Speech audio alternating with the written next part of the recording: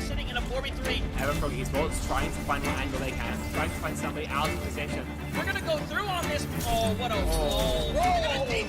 See White gonna go in. It's going to be a really, really interesting one. Oh my god. All of this competition could be so damn close, so I cannot wait for us to finally decide who's going to be the champion. We are expecting some chaos, some great moments.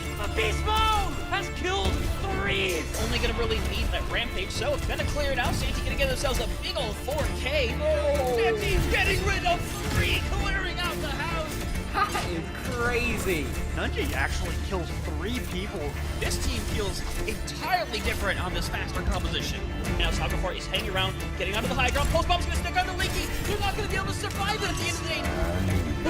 Manages to find a 3K. Rio shoving this Ana into a corner.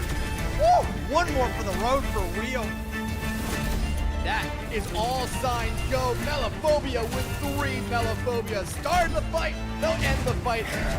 Oh my god. Beagle Bus, they have to play aggressively into this energy. Popping off in a moment where you needed just that. Ruby in that backline. Oh, the flick. Looking for it. Oh my goodness. The 4th one as well. Do they get the ace? They get the ace.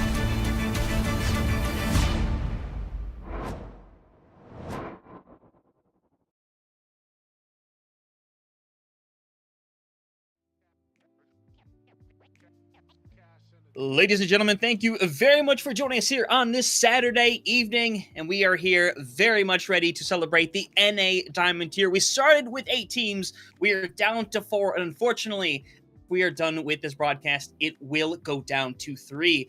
Thank you very much for joining us here. I'm joined today, of course, by Dexatron, and Dex, we got ourselves a match here in the lower semis here in the NA Diamond Tier, a C9 Eclipse, formerly known as Lunar Eclipse, and Solar-Eclipse, so very much an inter-brand battle here right now, and to be honest, not a battle that I expected to have in the semis of the losers. So, unfortunately, one of these teams not even going to make it to the top 3, unfortunately. Yeah, we were talking about this coming before we got on stream here, that these 2 teams, perfect in the regular season, only met once in the semis of the mid-season, where it was, I believe, C9 that ended up winning that one, if I remember correctly. I might be wrong about that, but I mean, you look at these 2 teams, and I made the joke that these 2 teams are always just bound to meet in a semifinals. However, like you said, it is the lower finals here. These were the only 2 undefeated teams in the regular season of this NA Diamond Tier. Both got upset in a 5-map series in those semifinals in the upper bracket. I mean, this is kind of a stinging matchup here for these 2 teams because, like you said, they probably had their eyes set on a matchup in the winners finals and then probably again in the grand finals.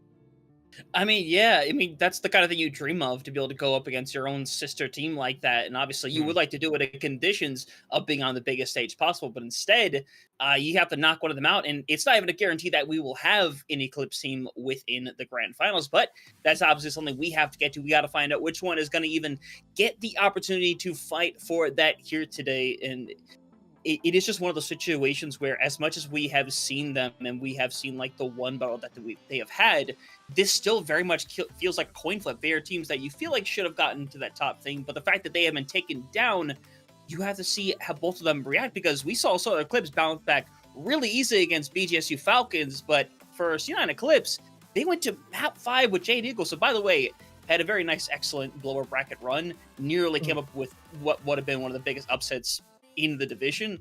I mean, kind of a tale of 2 different stories in terms of the bounce back. Yeah, I mean, they both went up against collegiate teams, like I said, Bowling Green State for Solar, and Jade Eagles of, I believe it's North Texas.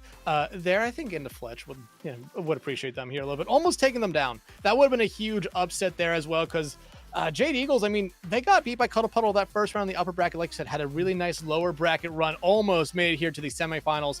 But C9 Eclipse wanted to make sure they at least fought against their sister team here one more time in this season.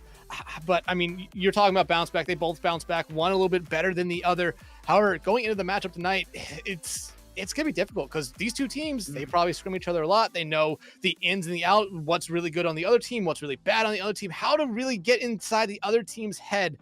It's going to be a really fun series because of that. And Hunter, I think we might be going the distance no matter what in this series. If we get anything less than 5, it definitely means that one of those teams got into the other's head. Yeah, I think I really brought up the fact that beforehand, this is either going to be a map 5 and it's going to be as narrow as it possibly be, or this is going to be a quick one where one team just fully understands and fully takes advantage of the other. I don't think there's going to be much of an in between. Obviously, I'm hoping for the former for the sake of all of us here, and I'm hoping that's the case that it happens. But either way, Dex has to start with the very first map, see who gets the opening momentum, and we do know what that first map is going to be. Ladies and gentlemen, we're going to be going to Samoa to get things started away. And Dex, I love this map, particularly because it falls into the group of control maps where each submap kind of has its own kind of variety of what is strongest and what's not. So this is a chance for us to see a lot of variety and a lot of the flexibility of these teams early on. Yeah, and I mean we say that with the case. We say that case. Wow, I cannot speak. We say that is the case with a lot of the control maps here, but Samoa, like you said, you can play 3 different compositions on every map. Truly, you can. You can rock out with the same one throughout the entirety, or you can swap up depending on what the map is. It is very, very fun because of that. But I mean, we've been talking about these two same org teams, these sister teams. Why don't we introduce you to the lineups here that will get us started tonight in this series. First off, with C9 Eclipse, you have Pickle and Strider on that DPS line. Perf as your tank, Reese Cub and Leo Leopard as your support line here. And Hunter, I mean, there's not much we can talk about with these teams other than these have been 2 dominant teams all season long. Remember, undefeated in the regular season, only dropping 6 maps combined. I mean, these are 2 very, very strong teams. 2 incredibly strong teams. There's a reason why they essentially went undefeated outside of playoff competition up and, obviously until this point here. And I think this especially means someone for a player like Strider, who previously was on the Oops All Vibe team, the same one that went against Solar-Eclipse back last season, unfortunately lost in 4-0 fashion. So I imagine there's a little extra something waiting for him right there. And I think it'd mean a lot more in that sense. But of course, gotta completely talk about Solar-Eclipse in the situation because, again, the other undefeated team, the one that, looking back at things, is the team that came on top originally. And it's a weird scenario to see them here this early on in the losers bracket. Either way, we got Reverts and Hollander, DPS category, Tipsy on tank, and then, of course, it's Vert and Synarchy over on support. And this is a team that obviously has a lot of experience playing with each other. This core has played with each other for multiple seasons over now. It's really hard to kind of match this level of synchronization they can have, and you gotta figure that gives them some level of advantage being able to play with each other for such an extended period of time. Yeah, it really does. You talk about them here being a team that's been around and basically on the same team for a couple seasons now in CGL here. This was the Queen of Diamonds last season that went on to win season 14. And hey, to add on a little more, they decided to go out and win GOATs in the winter as well. So this is a team that does not deal with losing that much. And to be down here in the losers bracket, it probably has to make them a little mad. And they were able to take out some of that anger there against Bowling Green. But right now you see Tippy as that starting tank. I'm really looking for Cloud Lemon. That's normally the tank you do see starting for them here. So Tippy is in right now. We might see subs depending on what the map is, but I'm really excited to see how Tippy gets everything going here with the Solar-Eclipse squad. Nah, I'm definitely excited to see what the case is going to be here. And with the fact that very much on our sheets, Ramatra is put down in both categories in terms of most played and favorite. I mean, there's a grand possibility we come out of some kind of rush style with the Ramatra here. Obviously, never looking too much to what we see over here on the hero icons, of course. But either way, when you kind of put down the yes for a certain character, it starts kind of bleeding to, okay, maybe they really are going to play Ramatra, because if you have a character that's just really good at a character, like if you got Dirt out there, you are expecting the Roadhog to come out at some point. Just, it's feel like it doesn't mean it's not going to work. It just means, all right, we know we might be up against. Yeah, absolutely here. But I mean, outside these two teams, like we said, sister teams, I already talked about, they probably scrim against each other a lot here. Never met each other in the regular season outside of the mid-season playoffs. So I mean, they've really not had to worry about running into each other until this point here. So they know the weaknesses, they know the strengths. They're going to try to make sure they ban out some of these things very early on. But like we've seen in a lot of these series that go the distance, you see these teams really holding on to bans until later on in the series. They normally like to start off with something kind of predictable map one, something like a Tracer, something like a Juno or a Kiri coming out there just to get them out of the way early on, force the teams maybe to play a little bit slower of a dive or slower of a rush comp if they want to play those here. We're still waiting on bans just for the moment here, but again, Hunter, I mean, what do you really expect out of this series? Do you expect the 5 like we've already kind of said, or I mean, I could see it going 3 if one of these teams is really on it tonight and the other one just kind of struggles to get going here. I mean, that's how I pretty much exactly feel about the situation. I think with everything we know about these teams and how they have competed, this should, for every reason, all intents and purposes, be a map 5, but we know it doesn't always work that way in Overwatch. In fact, more often than not, Dex, it doesn't work that way at all. I mean, we've seen times where we have literally talked before matches, man, this one's going to be an absolute banger, and then 50 minutes later, we're ready for the interview, and it's like, I have no idea how this happened. I have no idea how we got here, but that's just kind of the nature of, honestly, esports in general. These kind of things can happen, but either way, I think this should be a long one. I think what's really going to be important here is who gets off to a better start right here, because I think what I've noticed is that teams happen to get off to a better start, at least in terms of these two teams. When they get off to that good start, normally they don't get petered out, of course, with the exception, of course, of Solar-Eclipse in their back in their upper bracket game. But you know what? Hey, we'll get to that later on, more info. But of course, Dex, we got to figure out these bans, and it looks like we might be starting to get them a little figured out.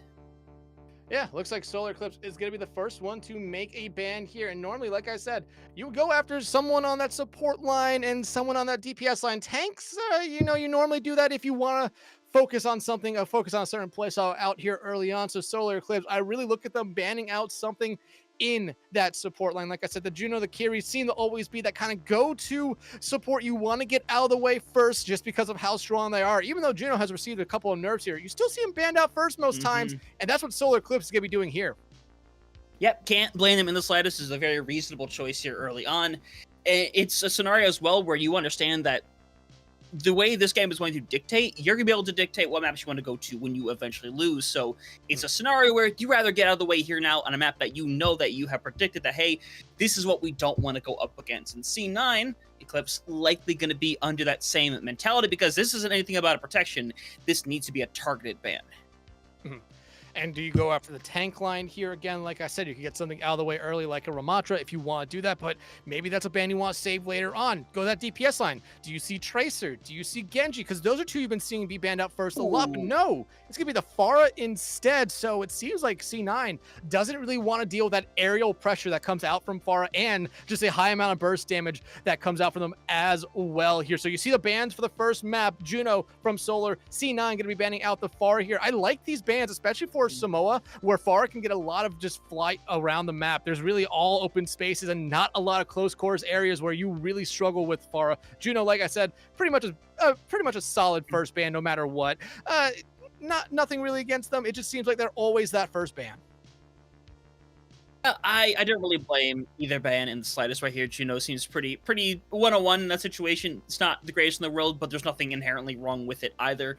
But I'm excited to see what that legitimately changes in this situation right here, as we currently see Nadius and Pickle currently hanging out over on the Solar-Eclipse roster. We'll obviously figure more about that momentarily here. But regardless of any of that, the Pharah ban, I think Pharah can be extremely useful on Samoa, especially go to something like City Center, where you have the giant building to work around. You have a bunch of these little corridors, these little angles you can kind of go at, and you can play a pretty good ground Pharah on Samoa as well. I think the ground Pharah can be very underrated in a lot of ways. Either way, Volcano is the one to get us started here, to get things going, and I'm curious because this screams rush comp to me, and for at least one side of the things, that seems to very much be the case. Yeah, and you did see it right there with C9 that we had it as two subs. One person just came in a little bit late. It was Nadius who was coming in for perf. Pickle goes over to the tank right there. And I like these two compositions, and we talked about here, potentially seeing Ramatras coming out of the gate for both sides. I like the variation, though, at the support line. You definitely see C9, they want to play a little bit more of a stable Eclipse, or a stable kind of composition here. They want to be a little bit more passive with it. While Solar-Eclipse, they want to run it down main and get in your backline as fast as you can here. So C9, they need to be ready for that. And like I said, with these two teams being sister teams, they probably expected this early out from their sister team here in Solar. You 100% have to in the situation right here. They should know each other in and out very reasonably so. But first battle, going to be deciding quite a bit of that momentum right now. Again, Solar-Eclipse is a team that is going to reasonably take it faster, take control of the point right now. You kind of see Nadius trying to hang around, nearly gets taken down, but very much lives to tell the tale, but only for a couple of seconds, and an immortality field not going to stop them from being taken down. And while Tippy is being burnt away, it will be taken out in time. The reset still has to occur for C9. Yeah, and right now Hollander going to be able to escape here, but just a good fight by Solar-Eclipse. They really were able to get into that backline. Like I said, that was their main goal with this kind of composition. Hollander was just able to pressure out Nautilus just enough, and that allowed Solar just to get in there. Right now, though, Su9, what do you do? I really have to imagine this Baptiste is not going to be sticking around here if they do not find value here very fast here, especially with the point already getting close to 30%. Yeah, and you see the Nemesis form getting forced out pretty quickly on Pickle right now. And to be more than happy to give it about a second or two after the fact right there with you. Pickle might be in a tough situation here if things start going their way very quickly. Strider sitting extremely right now as the backline is getting pressured out very quickly as well. You see the rush down being committed right here is going to force everyone to back out with a City Rush on top of that, so investing a lot to try to win this fight right here, but seems for the time being nobody wants to go down quite yet as C9 Eclipse by their time starts working out in their favor, get out one of the Super Ultimates, and eventually you're going to be able to burn down the rest of the Solar-Eclipse squad.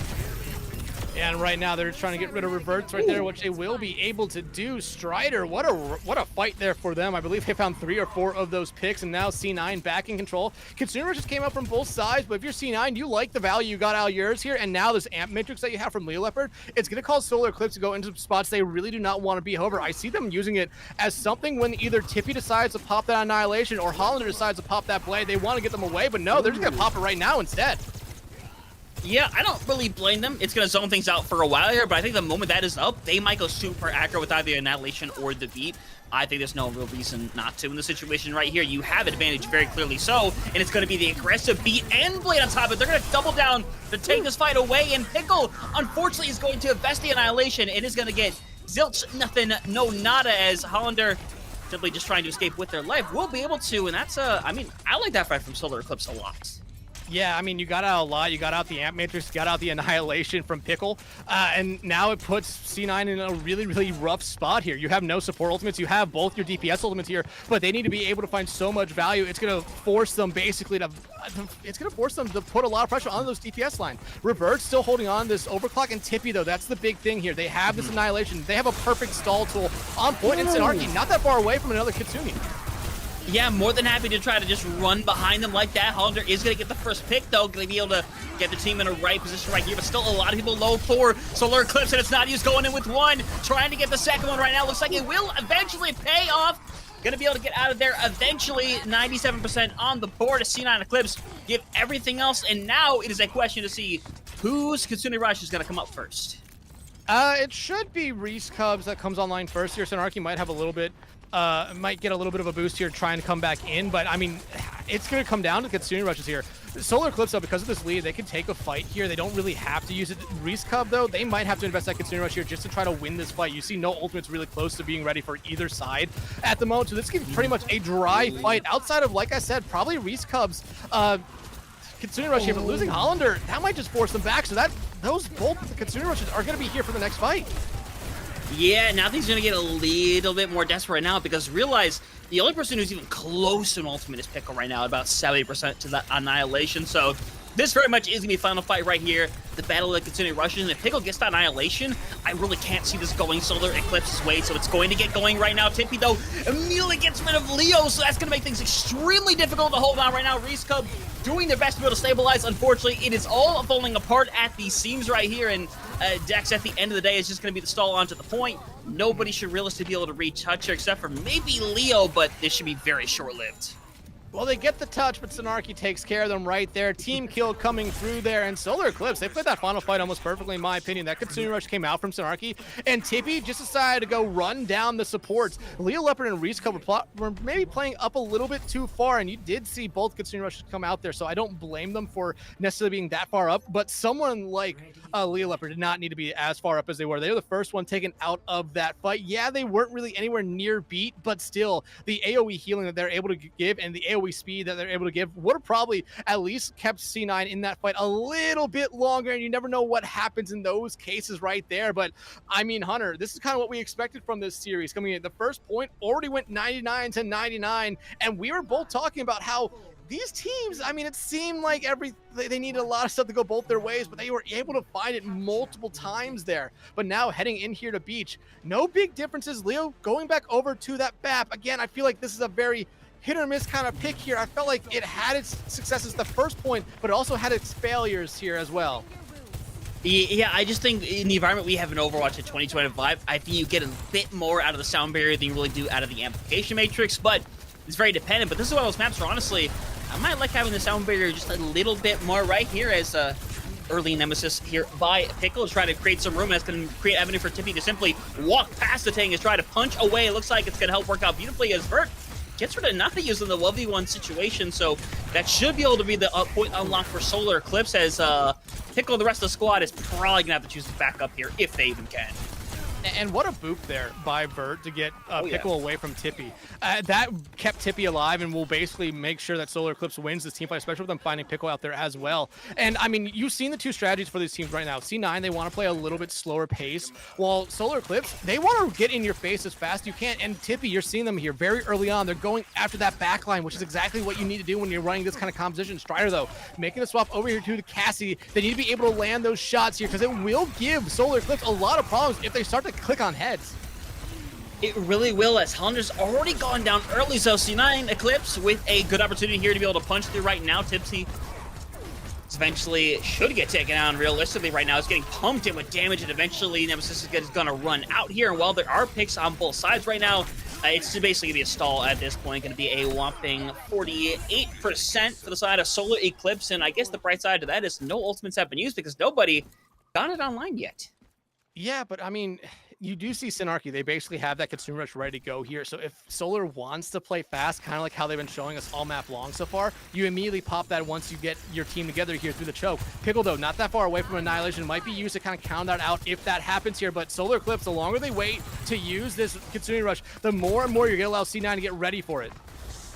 Yeah, 100% right here. We see Pickle going to go in very aggressively with an Annihilation, and it does, I mean, it splits up the squad. I'll give you that silver lining, but unfortunately it does pretty much nothing outside of that. So now if you want to go super aggressive right now, which is what exactly they're going to do, the Sorbos being traded on both sides right now for Leo, it's not working out too beautifully, unfortunately, but it is still trading on both sides. It's not used pretty much single-handedly keeping the squad within this one right here. So they're going to try to get the Deadeye in here. We'll catch on to nobody, unfortunately, Dex. So we're into the 3v3 right now, but the problem is Tip is alive and Pickle is still coming back. Yeah, Nada U still alive on point. Same thing with Reese, but you're not going to see any ultimates come out from them right there. 57%, a nice kind of cap there for C9. They had the lead, but only for a moment. You did force out two ultimates from Solar-Eclipse with the Blade and that consumer, but like I said, I think Pickle using that Annihilation a little bit early there allowed Solar-Eclipse to really win that fight. You need to use that Annihilation to counter out that consumer rush from the other side. But you have your own consumer rush now, but like I said, Tippy has something that could just counter it out right here. Blade, though, ready for now use might make a difference here. Yeah, you see the Annihilation going to be popped in the situation right here. It's going to be able to last for a long time, too, since they're right in front of Pickle right now. Is just the Blade coming from behind. Nadius, though, is, no pun intended, not getting much of a use out of it here as Tippy going to help delete everybody here. So another reset and only one more remaining as the Solar-Eclipse doing a great job here. And you see Leo swap over to the Lucio right here. I think they need to make that swap maybe one life sooner right there, because it seemed like the Lucio on the last point really did help them out a decent amount when they did make that swap. But only one ultimate on the board at the moment. It's Reverts. Pickle, 75% to the Annihilation, but they're going to need a lot of help to get there, especially when you're already down one. Yeah, that is really difficult, essentially giving your life right there. And unfortunately, I don't think it's going to find the value as Reverts is helping clear away the point right here. And it's just a final touch right here by Strider. Unfortunately, it's not going to mean much at all as Solar-Eclipse going to take this first map here of Samoa 2-0 fashion. By no means was it one-sided right here, but it felt like there was a bit more comfortability for Solar-Eclipse running the Lucio over the Baptiste. And I think in a lot of these key fights, I think the value of the Lucio shined a bit more. Yeah, and like I said, and like I talked about, Solar-Eclipse, they wanted to run down, they wanted to get in that backline as fast as they could. C9, they wanted to play for the long game, make sure that the team got in the background, wanted to wait for Solar-Eclipse to get in that backline, and then be able to kind of punish them for it. But by the time that anyone kind of turned to peel, they were already down one or down two. I think that Baptiste has its uses. I just don't think it had its uses on that map in particular. It felt like it was more kind of a crutch there for C9. That's a bad thing to say because they did play good, but you saw the both amp matrices that did come out for them, they didn't really find a lot of value, and instead both times they came out, they basically got dove on right away, and that was something that we saw consistently there from Solar-Eclipse. Yeah, I didn't dislike it as much back on Volcano because I think reasonably it is more of that brawl thing where you can get more value out of the Baptiste, and I think for some extent I could say it got its value, but once you get to a map like Beach where it's so open, you're not going to get that kind of value off of it anymore. That's where I think you really need to consider and start, bringing options as to what you want to try to do here. And I think that's where the bans are going to come into place here, because the question is, do you still want to try to stick to your style of the Baptiste and simply ban out the Lucio, or are you more determined to kind of swap out styles and realize, hey, we don't want to play the Ramatra, we don't want to play the Soldier right now, we want to try to make something else happen and see what works? Because even if these teams know each other a lot, it doesn't mean they know every single intricacy and what they've perhaps been planning behind the scenes. Yeah, absolutely. They knew that they were going to probably run to each other at some point in this playoffs. Like we said, probably didn't expect it to be this match, but they've probably been working up something in the background, like you said. That card up their sleeves, that trick up their sleeves here. But I mean, you have to go back to what our first bans were: the Juno from Solar and the Pharah from C9. So you have to kind of look at it like C9 was really thinking that Pharah was going to be something that was able to do a lot there, but it didn't seem like it would have made that much of a difference. I mean, both teams basically were playing the same DPS line, other than that last point where you did see the Cassidy come out there for a brief moment. But outside of maybe 1 or 2 picks and a couple of flashbang stuns, you didn't really see a lot from them here. So the Pharah is an interesting one. Juno, I felt like, again, just a very safe ban in that first map, no matter what. Both teams probably like to play it, so it's probably something where both teams thought, like, okay, we can get rid of them and both be at kind of a disadvantage here. But hey, everything's in the past now. Right now, if you're C9, you're looking to bounce back, and you have decided what our second map of the night is going to be. And Hunter, it seems like in this kind of new era where you can pick what map and mode we're going to, Servasa is slowly slotting its way in there as that number 2 map. And I love that. I'm one of maybe the few proponents of Flashpoint nowadays in 2025. I think it's fantastic. We get to see Russian Brawl on it pretty much every single time.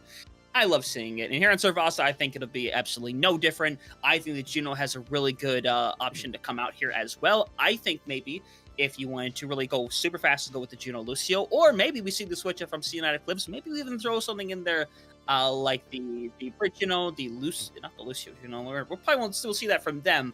But honestly, if you wanted to put the Curie and the Juno together, I wouldn't really hate that either. Both have extremely high value within a lot of their abilities, especially their ultimates here. But one thing I think that isn't going to change at all here is that fast style. It would not surprise me in the slightest if it was double Ramatra again.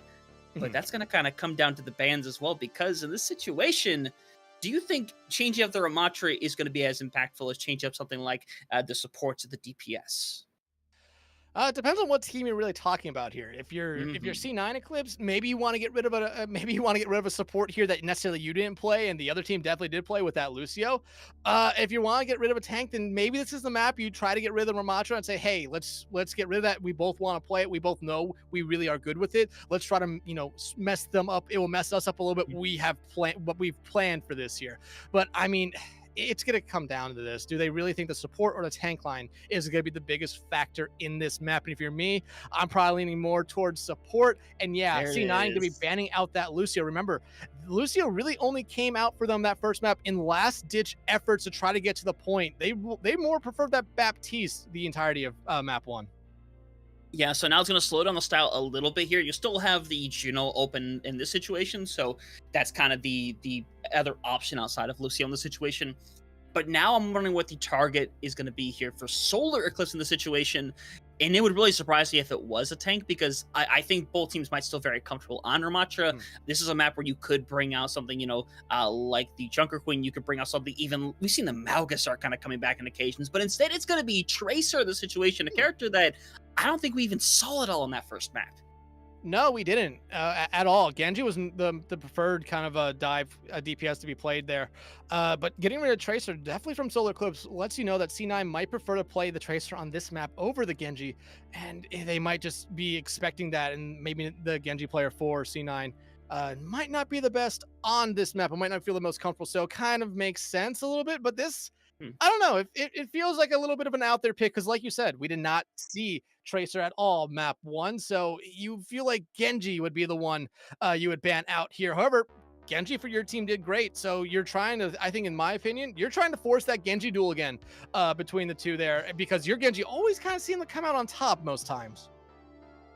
Yeah, that ended up kind of being the case. We saw a lot of amazing blades come out as well. So I'm excited to see how that goes down and how the perspective is going to change in the situation here, because I would imagine the tank scenario probably doesn't change a lot because I don't think C9 Eclipse need to panic at all when it comes to the tank category. I think things are perfectly fine in the back and forth there, so I hope there isn't like too much of a seismic shift here. But we'll see. Well, speaking of seismic shifts, obviously nothing's for sure until you walk out the doors. But to be honest, if Solar-Eclipse came out with at least that tank and support line, I'll be honest, I wouldn't hate it. I'm going to say it. I wouldn't hate it. I think Dive is technically viable on this map. I don't think it's as good as Rush, though.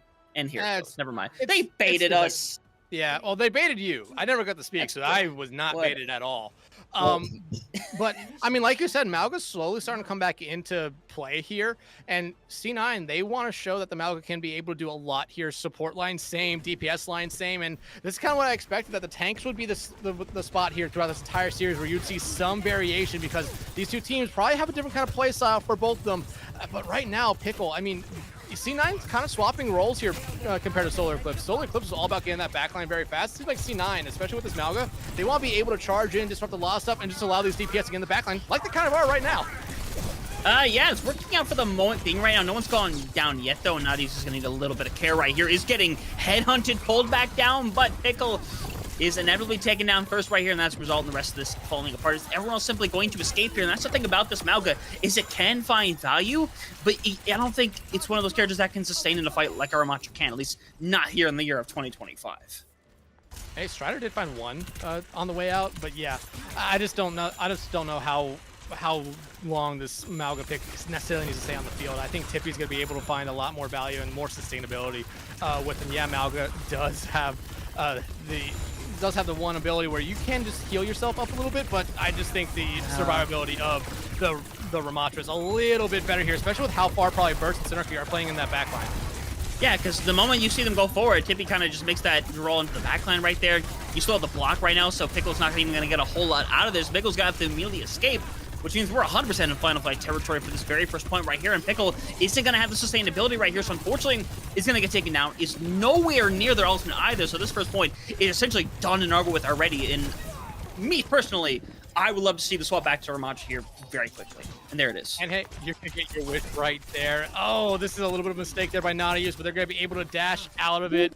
Good first point there by Solar-Eclipse, basically picking up right where they left off after map 1. And that's not what I expected. I kind of expected that first point to be really back and forth between the two teams. But C9, I think that Malga just kind of is going to hurt them very early on in this map now. If you look at Solar-Eclipse, 3, 4 ultimates about to be ready here. Revert's not that far away. I mean, C9, they're going to have about the same, but Pickle not having that Annihilation is really going to slow them down here a little bit because Solar-Eclipse, I mean, they can just pop that and force C9 back, get that early point cap, and then come back in with ultimates of their own.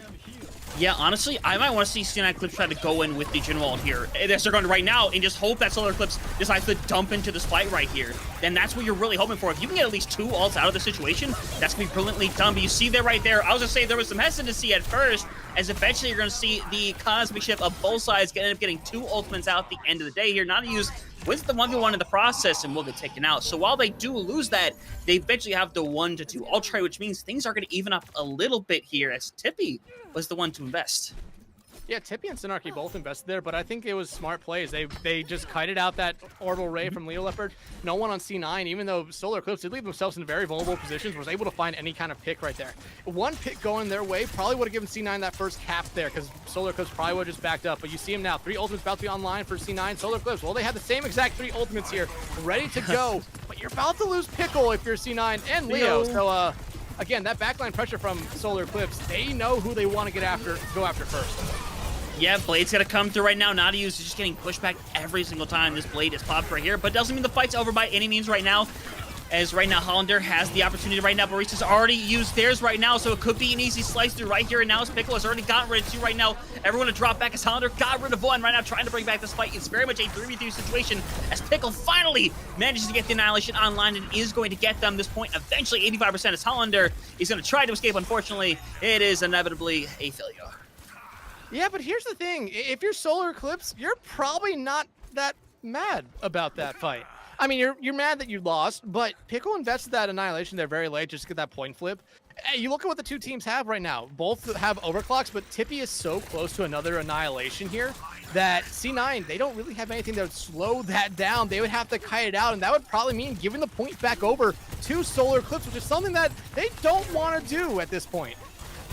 Yeah, 100%. Honestly, you can take your time here as well, because Tippy just needs to get this ult online as Reverts gets pushed back pretty much immediately right here and gets hit with a deep fight. Reverts eventually finishes it off, so now Tippy pretty much needs to decide whether or not they want to double down with the investment of this ultimate here right now. I think with the 4v4, I think you seriously have to start consider pulling out this Annihilation here right now, because honestly, I would rather be safe than sorry, try to take this one away, and eventually use that third one as maybe even a filler one right now, because it looks like Solar-Eclipse is beginning to pull this one back without the use of it right here. And if that's the case, that is devastating for C9. And Leo just got that Orbital Ray online here. Tippy will be able to find Pickle there. Strider over to the pass. I don't like it.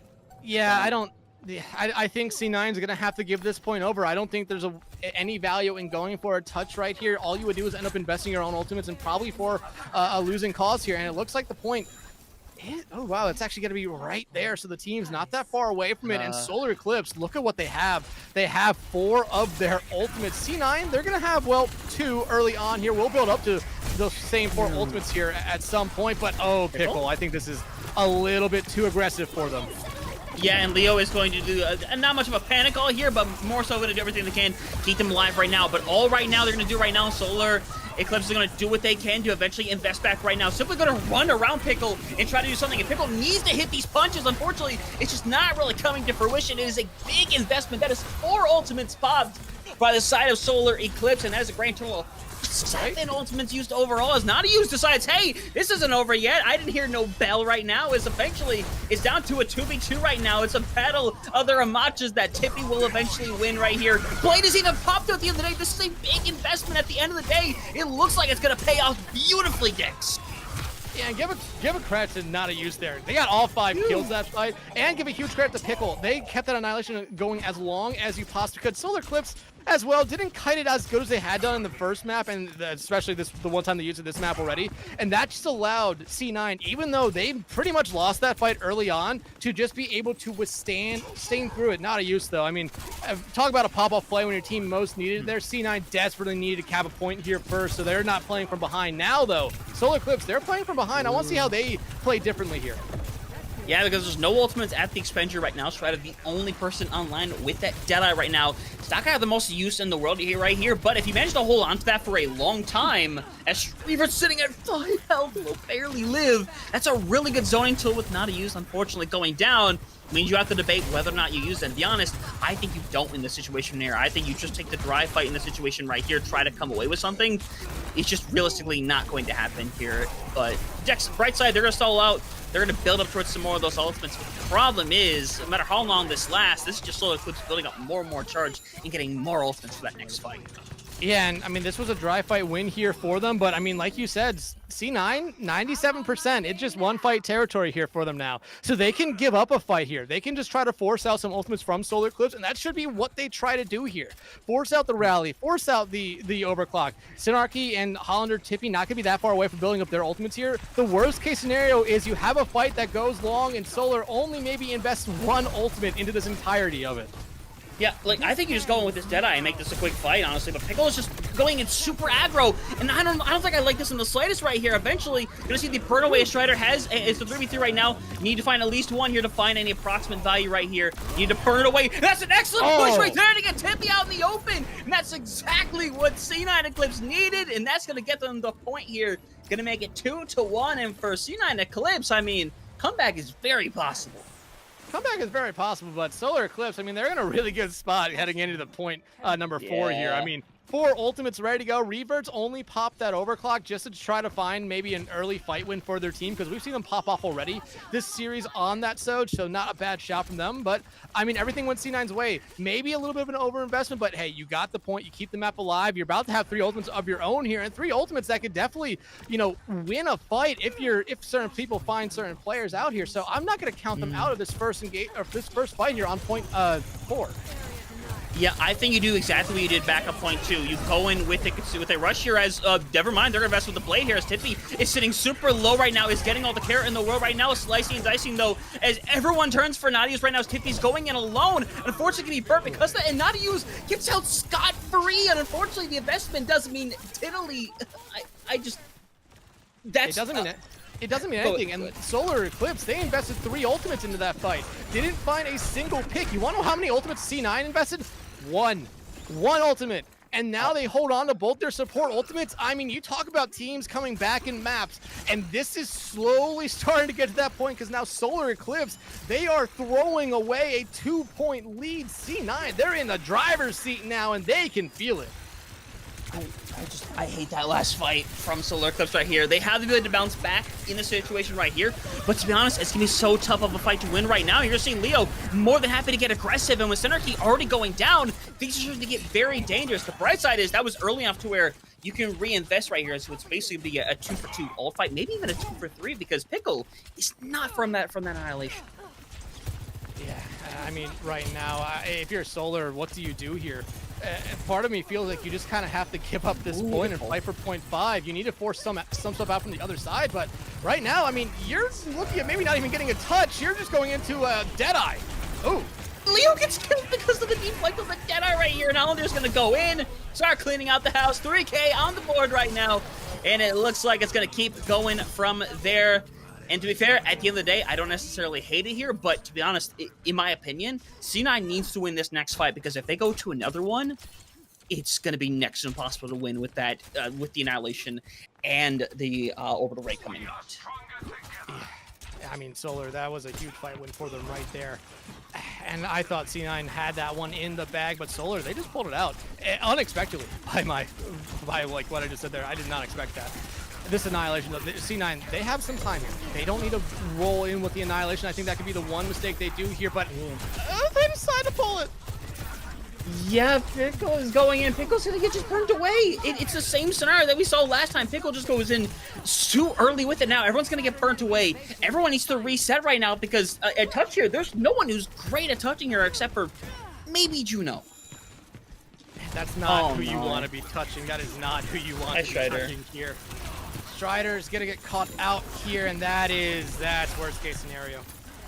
Yeah, a touch is possible, though. It's gonna be on Nadius, though, in this situation right here. They're gonna get the speed, but they have to go in and get the touch. 96, 97. It's eventually gonna come through right now, but Tippy is simply gonna walk past and hit the Annihilation, and that's gonna cause it. That's the triple whammy of the ults right there, and everyone tried their darndest from C9 to turn this one around. Unfortunately, I think there was some unfortunate ult investment within that situation, as Solar-Eclipse already gonna bring it over to match point right here. Clearly a lot of fight back from their sister team. The problem is Solar-Eclipse is normally very patient with how they take fights and very calculated on it. C9 wants to take quick fights in this one, which isn't an issue at all.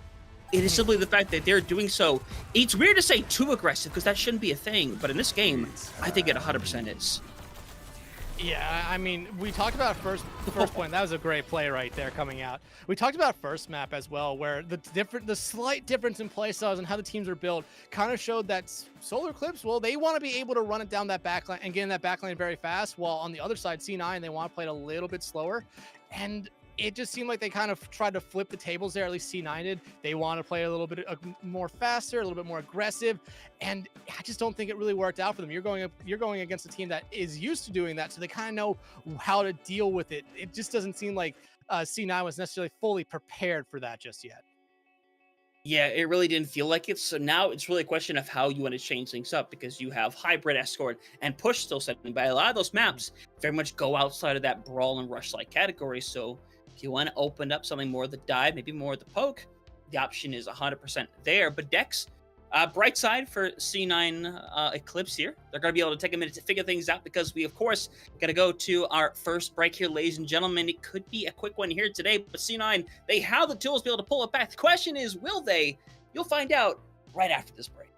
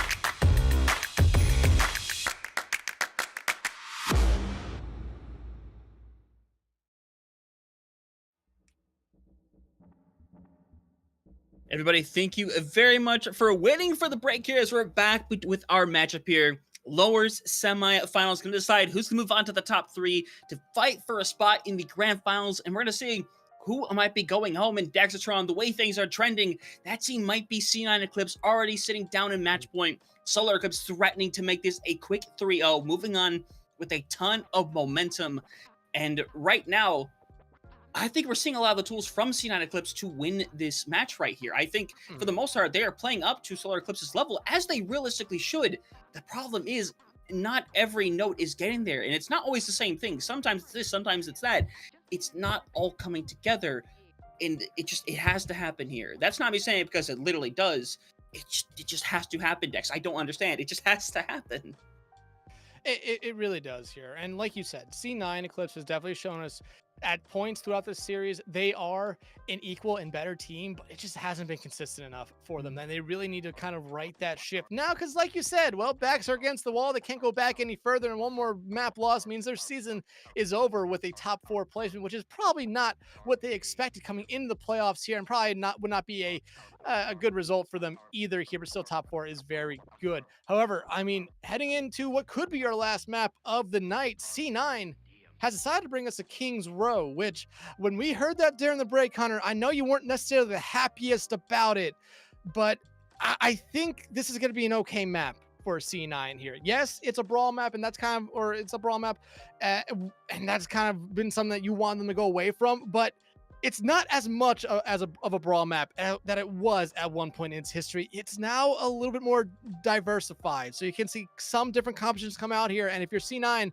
well, I'm not saying they're going to run brawl the entire time. I'm thinking coming out of the gate, they might try to go for something a little bit faster. I really hope that's the case, Dex, because I think while it is very much a versatile map nowadays, I think while you can run a lot of things nowadays, you could run, honestly, any kind of composition in here. You could run dive here viably.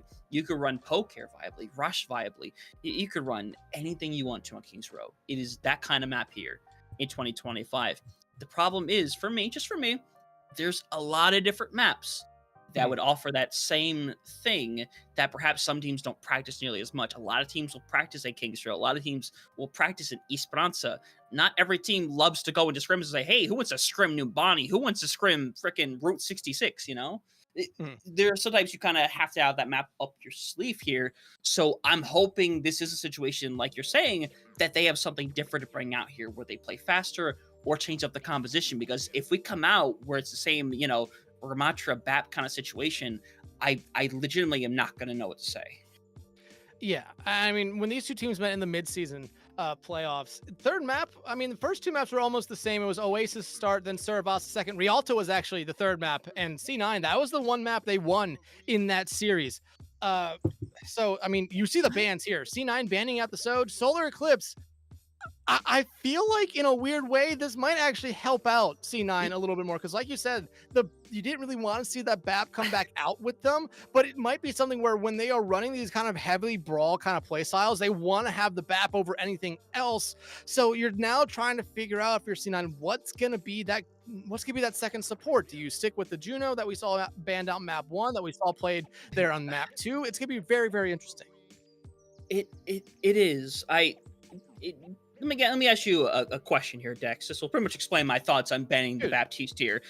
Let's say, you know, we have races out there. You like racing? All right. So let's say, let's go back in time. Let's say Dale Earnhardt Jr., all right? Let's say his car gets pretty much destroyed. It's hard to drive, can't really do anything with it. As his opponent, would you want him to get out a new ride, or would you rather have him go with the old ride that clearly isn't working? Which would you prefer as the opponent? In terms of wanting to win. The old one. Yes, exactly. I think that's 100% the correct answer. But yeah, that's just an... Funny enough, there was a time where almost everyone did wreck at the start of a race, and they did almost consider letting teams pull out their backups. But that is funny. To get away from NASCAR back that was the point I was doing. I still don't know why you would ban the Baptiste, because you're banning out the thing that wasn't really working for them, and now you're forcing them to try something different, which might go and work now. I mean, I don't necessarily hate it. You forced Leo here onto the Ana, and that might have been what they were going to play anyway on this map. You just didn't want to have that fallback hero for them here. So I don't hate the ban. Right now, Revert's on this Widow. They're looking for any kind of early opportunity they can here, but I like what Solar's doing here. They're basically just playing the same kind of competition they've been playing all night long, just with the Ana this time around. They want to get in that backline. They want to give C9 problems, and Revert's on this Hanzo.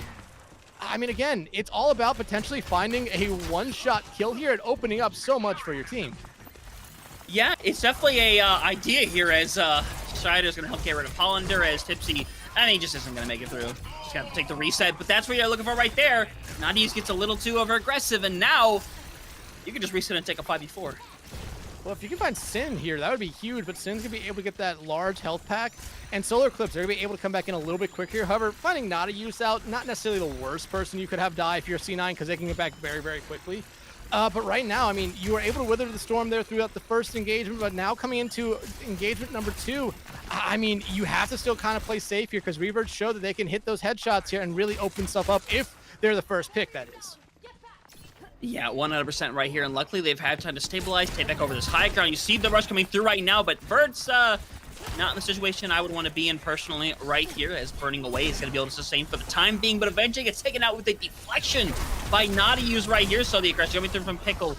And again, this is where we kind of see things sometimes fall apart for the squad, but Nadius has gotten rid of another, so now this is where C9 needs to cool it down, take a reset here, and honestly, it's sitting pretty good so far. And hey, finding Reverts out right there, I think if you're Reverts, you might want to be making a swap here. Hollander as well. I mean, they've been doing good on the Genji all series long. 40% through those first two engagements is not good. Reverts, though, getting off of the Hanzo, going over to the Ashe here. I like this a lot better. Almost a mirror match here. The only difference is you still have that Lucio for Solar and the break here for C9.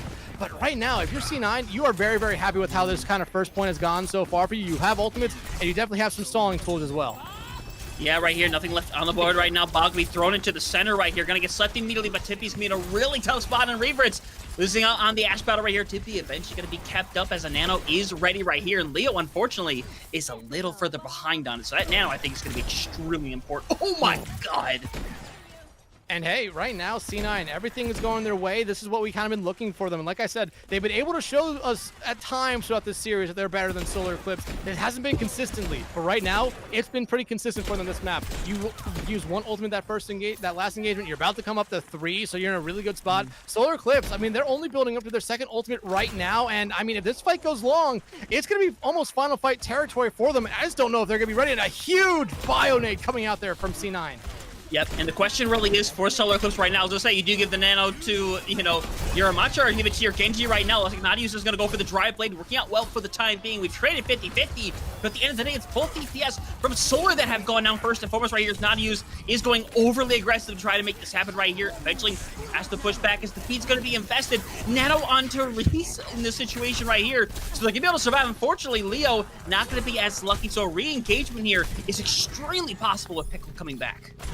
I mean, but Tippy, they could just pop this Annihilation and try to force out stuff from the other side and still guarantee them this first point. It seems like C9 just gonna back up, let this go. Nadius trying to get there. They're gonna be able to find one, but that's gonna be all they find. And oh, Pickle, this is bad now. This is not what you wanted. You're trying to get a last second touch in, but now it's just gonna probably lead to a team wipe and not being able to hold at Arches. I see teams all the time try to go for the touch that is essentially like the 90, 95 percentage. I think you need to touch that as soon as possible with the fact that you have something like the break, like the Ana, even a Amacha who could simply body block in that situation right there. It's honestly a really big heads up play by Hollander to go up to the high ground knowing that Nadius was probably going to have to get the touch in that situation. Yeah, I mean, that just hurts C9 there a lot. And this was looking to be a much better map for them so far, but I mean, that's kind of the mistakes we've been seeing from them all series long. Luckily, they didn't invest ultimates into that last second touch, so they still have those here. That rally from Reese is going to be something huge here, especially as Hollander has his blade ready to go and Tippy has their own Annihilation. So the Annihilations, I really expect to come out here as just mirroring, just to try to force out other teams. It's going to be used as zoning tools for the most part, but Hollander, they're starting to come back alive, and that is not a good thing here for C9. Let's take the note, this is the first time the card has stopped this entire second point so far. This is one fight territory already, and they're just gonna go super aggro and run this down right here. This was an amazing start for C9 Eclipse, and now I struggle to think if they could take this point before the second checkpoint goes through. It's gonna be near impossible. I don't think they're gonna here. I mean, Pickle's gonna have to don't even invest the Annihilation here. There's a touch coming out, but I don't necessarily know if this is the right move. But they're going to go for it. I mean, why not? You got the rally here setting by. But you have to dump everything into healing Pickles, and they just aren't. And they're getting burnt away. The bot pretty much pushed everybody back. So now 3 minutes on the clock here. This shouldn't even been a possibility for Solar-Eclipse to have, as Leo's just going to reset. I don't know. And like I said, the start for C9 on this map, this round, was great. You could not ask for better. But ever since they gave her that first point, the one mistake has come back to haunt them. Reverts finally falling right there is huge for them. But like that one mistake, you only need to give the other team right now, especially Solar-Eclipse, one opportunity, and they will take it and they will run with it, which is exactly what they've been doing so far. But that 4 ultimates ready to go here as well. Yeah, and Pickle Knight need to be given the Nano here, getting super low. Will eventually get a bunch of healing at once. Bob taking a nice little rest. Everybody's going to back up Hollander, though. still ends up going down, so the reset has to be given for a little bit longer. But unfortunately, a lot of ults on the table for Solar-Eclipse. But I mean, right now, Solar, we've seen this from them all series long. When C9 invests ultimates, what do? They just back out. They just say, hey, we're going to let these things fade away and then come back in with our own ultimates. Look, 4 ultimates versus 2 on the other side. It's going to be very difficult for C9 here if this is an ult fight to really come out on top. But I'm not going to say it's impossible here. It's not, as we see Nanoblade in the background. They're investing everything for this right now, but 3 get pulled from Solar-Eclipse pretty much immediately as well. And Solar-Eclipse, they are going to win this fight, but I think C9 played this in the exact way that they needed to right here. They're going to eventually die. I mean, for the most part, die on the point. They're kind of staggering themselves out now, quite frankly, but they do win on the ult trade a lot. Pickle, Right. you needed them down a little bit faster there. Hollander's going to be taken out, but Tippy has his Annihilation ready to go here and the entirety of their support line to keep him alive. Yeah, and they're going to go for the touches here. Annihilation is going to be brought in. Nano is going to be used. It's going to be brought out on both of them right now. We see the touches coming through, but that was meant for Pickle 100% right here. Unfortunately, they're going to go through, and you can see the stall from Pickle doing their darndest to be able to, but as soon as that Nemesis form is out, they're just going to get burnt away. Going to get deleted. You can't even swap to a Kiriko for a touch right here. 49 seconds to be on the clock, and I am sorry. That is a big misplay of not simply dying on the cart for C9 Eclipse. Yeah, and 49 seconds, that's honestly incredible there for Solar-Eclipse. I mean, really, it is, considering how much they struggled on that first point. But then second point, like you said, only really stopped once. And C9 just never was able to get going again. They slowed them down a little bit, but Solar-Eclipse, I mentioned it, they just backed out of a fight when we saw ultimates come out from C9, and they just played it perfect so far. And that's been something we've seen consistently from the Solar-Eclipse team. Remember, the Solar-Eclipse team was Queen of Diamonds last season here in CGL. So they have won. They've won this tier. They're looking to go back to back. They want to make sure they have that opportunity. They still have to go through the losers final if they do win this map here, but they want to make sure they have the opportunity to go back to back. Right now, C9 though, you are looking up a very, very steep hill at the moment. I mean, you need to have a good offensive round here. You really do. It's going to be difficult for them. They could have a better time bank, because we definitely have seen better time banks in the past on this map. Hell, I've seen over 2-minute time banks here. But they have to show us something that they haven't shown us all series long to this point. Hollander, though, let's talk about the players. Hollander coming out on the venture. I don't hate the pick. It is definitely a very interesting pick here, but I mean, if you can drill dash someone into Tippy, into reverts, into the entirety of your team, you're going to be able to find someone out very, very soon. Ooh. Strider, though, looking for this early pick, but no one's peeking their head out. Good plays here by Solar-Eclipse. Ooh, for maybe a little bit too close to the sun there. Yeah, but Shredder is going to be happy to stay on this character for the time being right now. I don't hate it right here, but they don't know, but nobody's peeking that angle. No one's going to peek that angle anytime soon right here. Going to try to get the shot onto reverts. It's a body shot. Unfortunately, need a bit more than that. And this is a scenario right here where Solar-Eclipse is almost never going to take the aggression in the situation, because guess what, Dex? They don't have to. Not in the slightest. Yeah, but well, hey, now C9 can take that aggression a little bit, knowing that reverse is out, Dynamite's gone, but I mean, Tippy's just doing a good enough job forcing C9 back here to that choke. I mean, you have this slight advantage. You have to take it. You absolutely have to right now. This is where you take a bit of that aggression. You don't go all out in the scenario, but you see the push onto the high ground. Synarchy ends up going down right here. This is beautiful for what you need out of the squad right away right here. You're eventually going to see Tippy be forced out of there right now. Big anti as well. Going to see if Nadius is going to invest in this or not. I think they need to back off here and just take the reset and hope that they go onto point and just force themselves out, as they are eventually going to touch it. 98% next. They're going to get the reinvestment here right now. Strider goes down, but Nadius more than happy to try to keep their team in this one, playing Ring Around the Rosie, but unfortunately, Nadius does not have a pocket full of Bosies, and unfortunately, 98% is all they're going to get. Vert staying alive through all that is insane, considering he was they were being harassed by multiple people right there. But I mean, C9, that was a great opportunity for you there to take that first point. But that was the first mistake they made last round, was not getting that point touch and then not being able to back out fast enough so that they didn't die before holding arches. Solar-Eclipse, though, I mean, a huge fight win for them there. You're coming up to about 4 of your ultimates this fight. C9, I mean, you're going to have 3 here early on, but once you get those ultimates, if you're C9, you really have to go now. You need an advantage here, and you need it early. You have to right now. You're going to see try to find something for Hollander. Going to create a little disruption, kill some more time away. I mean, you don't hate this. You're doing great, Array. Strider is just getting burnt away 3 health and has to literally back out literally all the way to the mega health pack away. And now there's nothing you can do about that. Nano's going to be given over to both of them right now. Annihilation is popped by 1. Tippy likely not too far away as Flamethrower in the background. And we have it! The beat didn't go off, unfortunately. Oh my goodness, the Ajax coming through and C9 going to break through in the most amazing way possible. And hey, what did we talk about last round? Solar-Eclipse just needed that one mistake to get themselves rolling. Well, I think C9, they just got that same mistake right there. Because look at what Solar-Eclipse invested in that fight. Yeah, we see the Ajax is gone. Well, so is the Nano. So is the Annihilation from Tippy. Yeah, you're about to have both your DPS ultimates, and C9 only has a rally and a Deadeye coming up here, but you take that if you're C9. You needed that fight to go your way. You needed this time bank, because right now you have a much better time bank than what Solar-Eclipse had, and you're just trying to match them here bar for bar this round, and so far you're doing a lot better. But you need to win this next fight, and you need to win it fast, because that could be the second point going your way if you do win it, and that's a huge pick. It's exactly what you need in that situation right there, and Nadiu's can now just chill out a little bit. Senarchy's also gone down.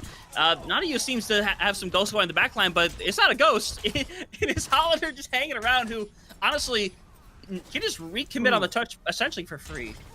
But I love what C9's doing here. They're not sending people up. They're not keeping people back to go chasing after Hollander in that backline. Instead, 3 people on cart. You are trying to get the second point as fast as you can. Make sure Solar-Eclipse does not get a touch. You do have Bob here for reverts, and they're going to come out to get that touch.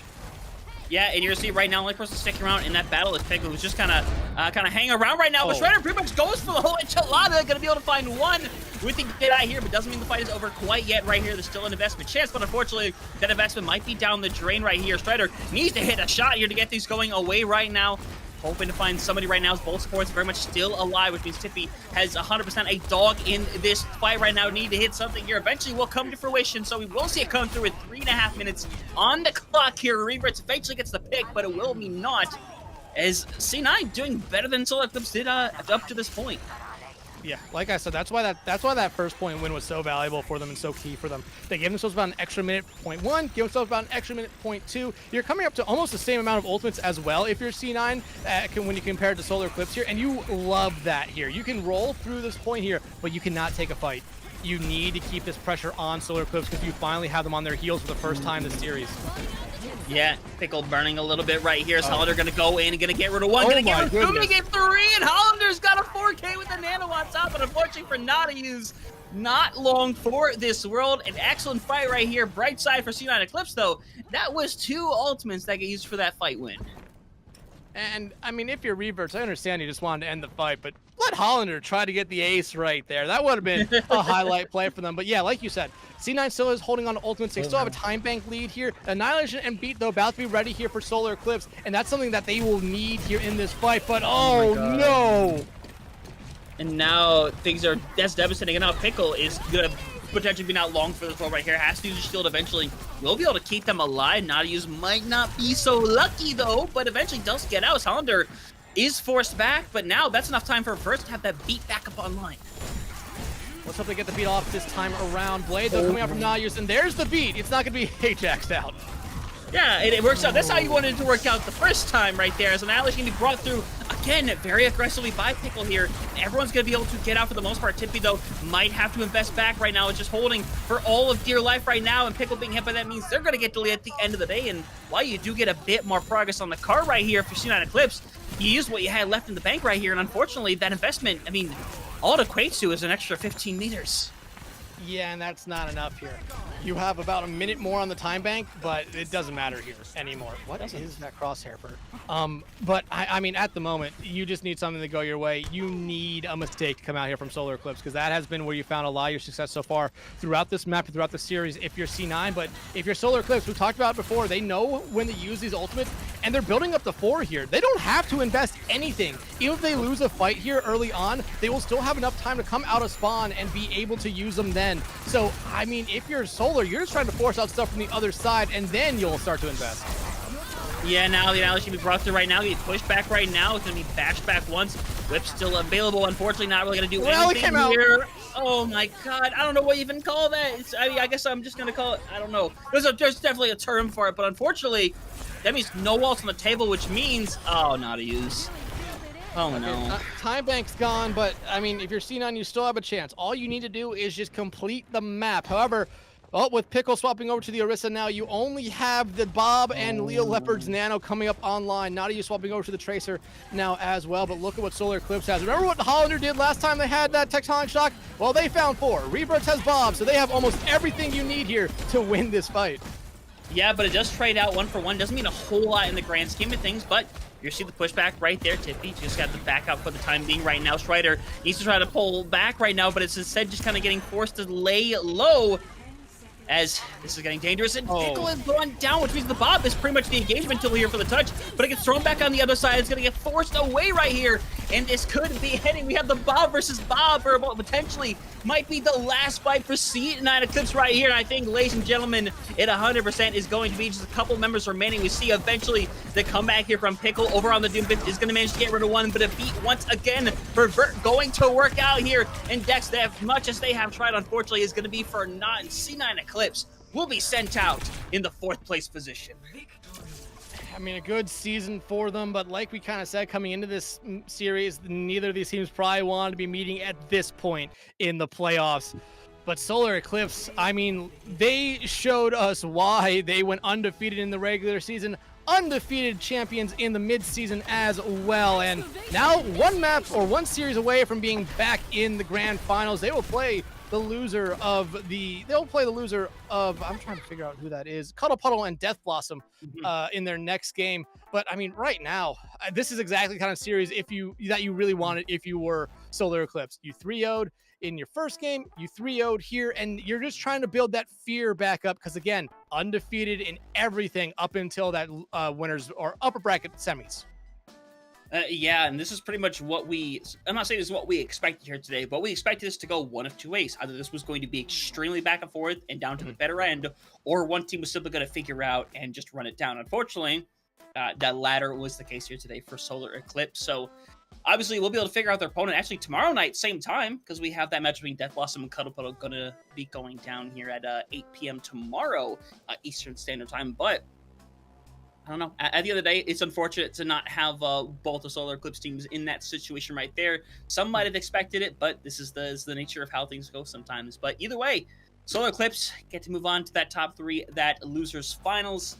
And from here, I'm excited. I have been excited for this division throughout pretty much the entirety of the season right here. So the fact that it comes down to amazing teams like this, honestly, I can't complain. That's all I got to say. Yeah, Diamond tier here has always been hyper competitive, even with some of these teams that maybe had just snuck into the playoffs. They can make a lot of noise here, and so far, some of them really have. But Hunter, I believe we're going to throw it over to a quick break, and then when we come back, we're going to have an interview with someone from our winning team tonight of Solar-Eclipse. So everyone, stick around. You're not going to want to miss that.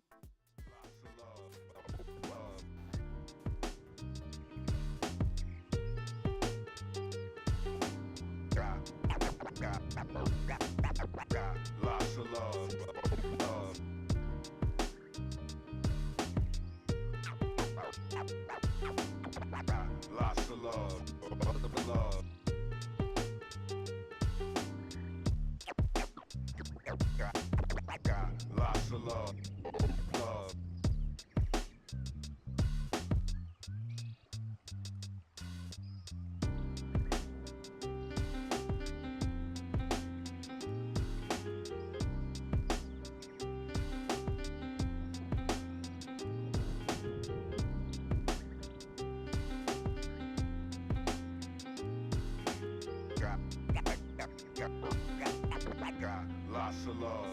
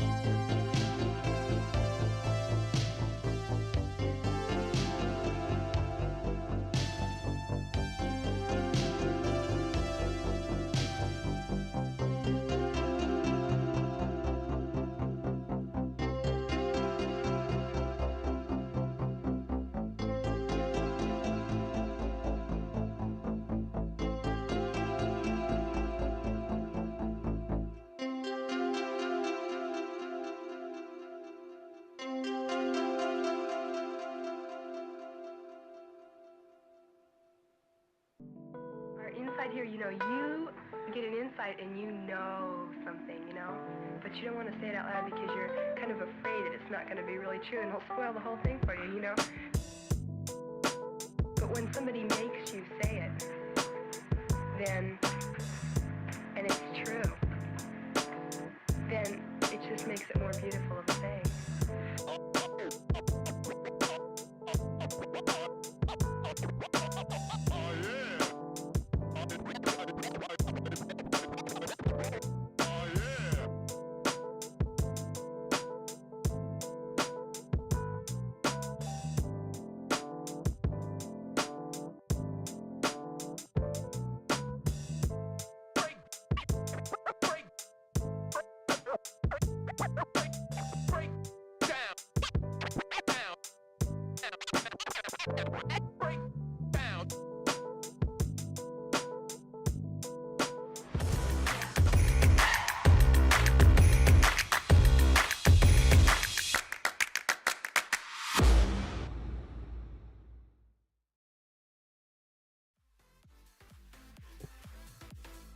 Ladies and gentlemen, welcome back with the conclusion of our match here to close out the loser semis match here, determining who is going to move into that other slot there in the losers finals. And turns out it's a little more one-sided than we thought. It might be Solar-Eclipse takes the 3-0, going to move on to face the loser of either Cuddle Puddle or Death Blossom in those losers finals. And joining us for a lovely interview, Dex, because at the end of the day, we love to have our interviews here. It's going to be Reverse joining us here from the side of Solar-Eclipse. And I mean, first and foremost, congratulations on a massive victory and securing a top 3 spot. Well, thank you very much. I very much appreciate that. Yeah, 100%. And just to kind of go right into the gate here, was this the expectation going today? Because you guys have obviously had a bit of competition with the squad. You are the only 2 teams that were undefeated in the regular season. So going into a match like this, I mean, did you expect things to go down the way they did today in straight 3-0 fashion? To an extent, we pretty much called every single one of their bans to a T for them each map. So we had a warm-up scrim before this, and we prepared as if they banned that character, and then that really gave us a huge edge. Like, we predicted the Pharah ban off rip because everyone sees me play Pharah there. It's just annoying to deal with because like the Pharah just sits there and spams all the time. So stuff like that. Like, we just had a good preparation before this. Absolutely. We saw it throughout the series here tonight. But, I mean, being down in this lower bracket, I imagine at this point, you guys did not expect that to be the case because, I mean, 6 maps now have been played. You guys haven't dropped 1 here. And I imagine you want to make at least 3 more maps not dropped here in this lower bracket. Yeah, that's definitely ideally. Losing was definitely not on our bingo card, but every team has to go through it. It's a learning curve. It's a good lesson. No one's ever gonna be perfect. No one, not even like professional teams. They're gonna drop. There's gonna be upsets. There's always gonna be some kind of X factor, and that is just gonna make us want to win more. Yeah, absolutely. But like we've already kind of mentioned here, you guys do play the loser of Cuddle Puddle and Death Blossom in that losers final sometime coming up here in the next couple days. Are you guys going to be watching that game tomorrow? It will be, I believe, streamed at 8 p.m. tomorrow night. Just to get a little bit of insight on these teams, you guys did end up losing to Cuddle Puddle in that upper bracket. So I imagine you guys know a lot about them. Is it going to be trying to get a little bit more intel on both those teams? Yeah, of course, we're definitely going to keep an eye open for that one. It's going to be a very interesting game. We all have split ideas of who's going to win. Like, some of us think DB's going to win. Some of us are looking at Cuddle after we played them a little differently. They're very, very scrappy team. They're very coordinated, and I think they're just going to get better as they scrim more. Because I know they play in a bunch of different leagues besides CGL, so they're playing probably like every day, it feels like. So they're going to get better by the day. Yeah, no, 100%. That was the question I was going to go down to, Evan, of who you thought you were going to see in the losers finals. I think we kind of have heard that opinion at this point. But I mean, if you still want to delve down that route, because I'm curious, because I was really curious to hear that answer, and you already kind of like answered half my question. I'm like, well, I might as well ask them what they think. So, specifically, who do you think you're going to face in those losers finals? Well, after watching enough Death Blossom and after playing Cuddle and how they played last time, they're very, very different, especially with that Moira. You don't see a lot of teams running that Moira, like a third DPS almost, especially with that perk she has where it's almost like a damage reduction orb. It's kind of crazy, and I think they're experimenting with that. It seems like that's what they seem to be running, and it's something to look out for because it's very different. It's hard to scrim that because not a lot of people run Moira. They're going to run the Brig Juno, the Curie Luz, and all that kind of stuff. So having that DPS Moira is just something very different. But I definitely believe if I had to pick a winner, I think Cuddle's going to win, and we have to play DB. But I believe it's going to be very close, 3-2. Yeah. Hey, you know what, Dex, I think that's a pretty good possibility at this point. I mean, both teams went to those map 5s. It's very likely, hey, maybe they'll match again. But either way, obviously, want to give you the opportunity to go celebrate with your team. But before you go, if there's anything else you would like to add, if there's anybody perhaps you want to thank, we're going to go ahead and open up that floor to you. So you're free to take it away. Of course. Well, the obvious one is going to be my team, but all of our tanks, me and my one other DPS, because it's just me and Hollander, honestly. Center or support can fill in on DPS occasionally if needed. But shout out to all our whole team, and especially our coaches too. We have some awesome coaches. They're actually like some pretty damn good collegiate players. So they come down and help us with our little diamond games whenever they have a chance. That's gonna be like Schleim. Shout out to Schleim, David, and Wanter. Those are the big three for us recently. And my fiance Paperclip. She comes down whenever she gets a chance to watch. All right. Hey, there you have it. There you are. So, I mean, once again, congratulations on the big win, and best of luck going into that match, because obviously everyone's going to be watching, and at the end of the day, we hope y'all put on some bangers. So once more, good luck. Congratulations on the big win, and hopefully we'll see you move even further. Of course. Thank you again for having me. And one last thing, shout out to Solar-Eclipse. Almost forgot. I kind of blanked out. Shout out to our sister. I felt kind of rude. I said it as y'all were talking. I was like, wait a minute. I should probably say it before I look like a jerk. Shout out to our sister team. I know their manager Reese goes through a lot and has to do with a lot of like scheduling stuff.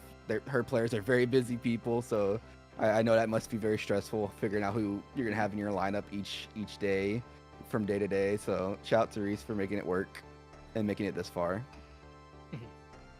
There we go. That's the note we wanted to see right there. So once more, congratulations. Go celebrate with the team. Y'all 100% have earned it.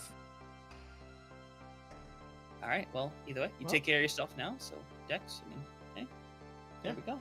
There you have it. Hey, a confident team going in there. I would imagine they would love to go up against Cuddle Puddle again, because in that upper bracket one in the semifinals, that was a reverse sweep by Cuddle Puddle, and they said he even talked about them right there, a little bit of a scrappy team, and those are always those teams that I watch out for, because they might go down early in fight, but they find one, they find two picks, and then they're right back in it somehow, and that's probably how they ended up coming back in that series and causing that reverse sweep. But Death Blossom, again, one of those other teams that I've been very, very impressed with all season long.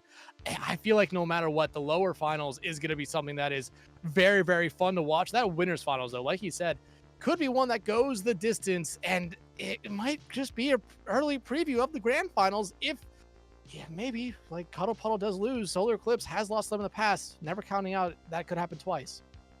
No, 100%. I mean, those winter finals can always be absolute bangers in the situation because, as it happens, Dex, one of those is happening right now as we speak on CGL 1. We got Sorta Skilled and Low Ground Main.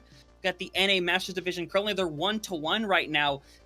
Very much going at it right now back on King Zero. Very back and forth as we speak. Both teams that we are very familiar with that we think are two of the best teams in that division by far. So, obviously, we'll end up rating, though, here momentarily. But if not, go check them out right now. It's going to be a banger of a match here, Dex, because, I mean, this is the match that I wanted to see right here. I think we both really wanted to see. Yeah, absolutely.